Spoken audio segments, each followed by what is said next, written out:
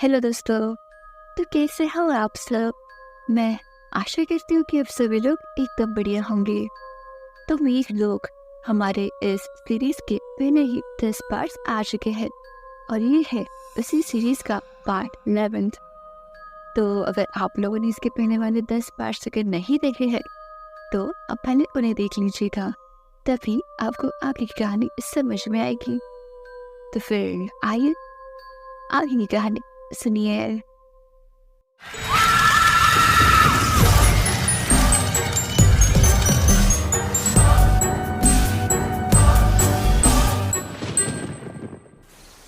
अंजलि ने कहा, देखो विशाल, हमारी पूरी दुनिया में हद से ज़्यादा बारिश हो रही है और इतनी ज़्यादा बारिश पहली बार ही हो रही है। विशाल ने कहा, हाँ तो क्या हुआ। इस पर अंजलि ने कहा, तुम्हें इसमें कुछ भी गड़बड़ नहीं लग रही। विशाल ने कहा, कैसी गड़बड़। अंजलि ने कहा, अगर और 15-20 दिनों तक की बारिश ऐसे ही चलती रही ना तो पूरी दुनिया खत्म हो जाएगी। विशाल ने कहा, तुम क्या पागल हो गई हो। हाँ शायद तुम न्यूज़ देख रही होगी। अंजलि ने कहा, देखो ये बारिश जब से गिर रही है तब से 1 मिनट भी नहीं रुकी है। विशाल ने कहा, अरे ये बारिश का सीज़न है तो बारिश आएगी ना, और तुम टीवी पर भरोसा मत करो, वो लोग टीआरपी के लिए कुछ भी कर सकते हैं। विशाल की ये बात सुनकर अंजलि ने कहा, विशाल ये बारिश नेचुरल नहीं है। विशाल ने कहा, क्या मतलब है तुम्हारा। अंजलि ने कहा, ये बारिश कोई तो जानबूझकर कर रहा है। इस पर विशाल ने कहा, क्या बकवास है। इस पर अंजलि ने कहा, मैं खरे सांगते वो लोग पृथ्वी को खत्म करना चाहते हैं। विशाल ने कहा, तुम सच में पागल हो गई हो। अंजलि ने कहा, ये बारिश मेघरोप वाले करवा रहे हैं। विशाल ने जैसे ही ये बात सुनी वैसे ही वो पूरी तरह से शॉक हो गया और उसने कहा, क्या कहा तुमने। अंजलि ने कहा, हाँ ये सब मेघलोक वालों की ही साजिश है। विशाल सोचने लगा कि उन लोगों ने तो इसकी मेमोरी इरेज कर दी थी ना, तो फिर इसे ये बात कैसे याद है। मुझे अब इसके साथ माइंड गेम खेलना होगा। विशाल ने कहा, अंजलि तुम्हें पता भी है तुम क्या बोल रही हो। अंजलि ने कहा, भी बराबर बोलते विशाल। विशाल ने कहा, ये मेघलोक क्या है। अंजलि ने कहा, तुम्हारी वहाँ की सारी यादें उन लोगों ने इरेज कर दी है, इसलिए तुम्हें कुछ भी याद नहीं आ रहा है, पर मना सकराहट होता है। विशाल ने कहा, क्या याद आ रहा है तुम्हें, कहीं तुमने कोई सपना तो नहीं देखा ना।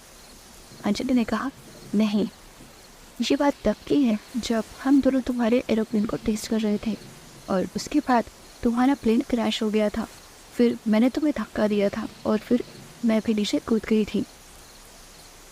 अब अंजलि की ये बातें सुनकर विशाल सोचने लगा कि इट्स अनबिलीवेबल, इसे ये सब कुछ कैसे याद है, पता करता हूँ। ऐसा सोचकर विशाल ने कहा, और फिर क्या हुआ। अंजलि ने कहा, फिर मैं एक जंगल में गिर गई, लेकिन मुझे बिल्कुल भी दर्द नहीं हुआ। इसके बाद अंजलि बताते बताते अपने अतीत में चली गई, जिस वक्त वो मेघलोक के जंगल में भटक रही थी। अभी अंजलि अपने आप के कदम बढ़ा ही रही थी, लेकिन तभी अचानक से उसके सामने एक पुलिस ऑफिसर आ गई और वो उसे पुलिस स्टेशन में लेकर आ गई। उसके बाद वो ऑफिसर इंटरोगेशन रूम में अंजलि से कुछ सवाल पूछने लग गई। ऑफिसर ने कहा, कौन हो तुम। अंजलि ने कहा, क्या तुमने मुझे नहीं पहचाना।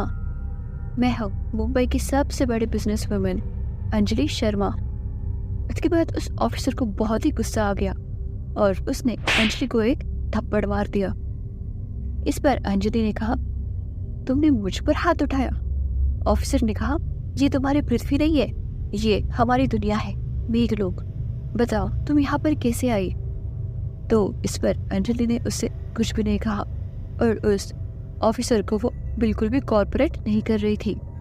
तो ऑफिसर ने कहा, ठीक है, जब तक तुम अपने बारे में मुझे सही से नहीं बताओगी तब तक तुम्हें खाना पानी नहीं मिलेगा। ऐसा कहकर वो ऑफिसर वहां से चली गई। थोड़ी देर बाद वहां पर पारो आ गई। उसे देखकर ऑफिसर ने कहा, पारो वो लड़की कुछ नहीं बोल रही है, उसमें बहुत ही ज्यादा एटीट्यूड है। पारो ने कहा, कोई बात नहीं, उसे जेल में बंद कर दो। ऑफिसर ने कहा, लेकिन उसकी सजा क्या होगी? पारो ने कहा, वो अब बाद में देखेंगे, हमारे पास अब वक्त नहीं है। महारानी ने कहा है कि जल्द से जल्द पृथ्वी के लोगों को खत्म करना है। ऑफिसर ने कहा, लेकिन रानी ने अचानक से ऐसा फैसला क्यों किया? पारो ने कहा, देखो, हमारी महारानी को पृथ्वी लोग बहुत ही ज्यादा पसंद है, इस मीट लोग से भी ज्यादा, और पूरी पृथ्वी पर राज करना उनका बहुत सालों से एक सपना है। ऑफिसर ने कहा, लेकिन हम इंसानों का क्या करेंगे?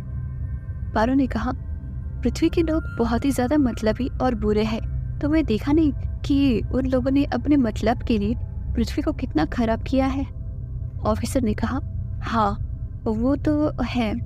पारो ने कहा, तो फिर इसकी सजा तो उन्हें मिलनी ही चाहिए। ऑफिसर ने कहा, लेकिन हम ये कैसे करेंगे? पारो ने कहा, इसका पूरा प्लान मेरे दिमाग में सेट है।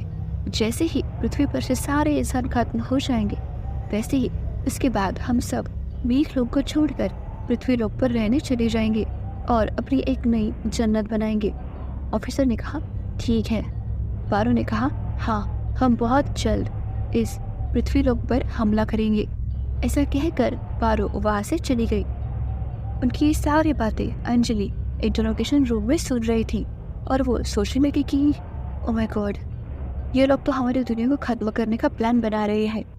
मुझे कुछ भी करके ये बात हमारी दुनिया तक पहुंचानी ही होगी।